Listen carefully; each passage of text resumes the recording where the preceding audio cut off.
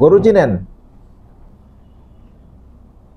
গরু কখনো মালিককে কোনোদিন কইছে যে বস চলেন, ধরেন মালিকে গরুরে বস করে বা ভাই করে ডাকে যে ভাই চলেন আজকে হাল চাষ করবো, অনেকদিন বসে থেকে চলে সরু জমে গেছে, চলেন আজকে একটা ওই জমিটা নাঙ্গল দিয়ে একটু ধান চাষ হাল চাষ করতে হবে আজকে।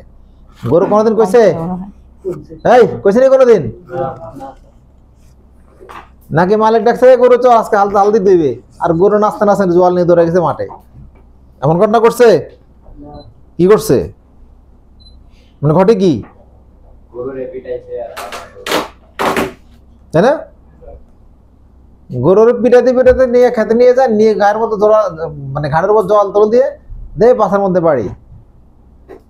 মনে করেন না হাল চাষ করার জন্য দৌড়াচ্ছে, পাশা বাড়ি খেতে যন্ত্রণা সে দৌড়াইতে আছে, আর মালিক ওদিক দিয়ে নাঙ্গল ঠাকিয়ে ধরছে, ব্যাস কাম হয়ে গেছে। আর আমাদের অবস্থান কি? আমাদের অবস্থান হচ্ছে কি আমরা নিজ দায়িত্বে কাজ করি। গরু এবং মানুষের মধ্যে পার্থক্য দূরই।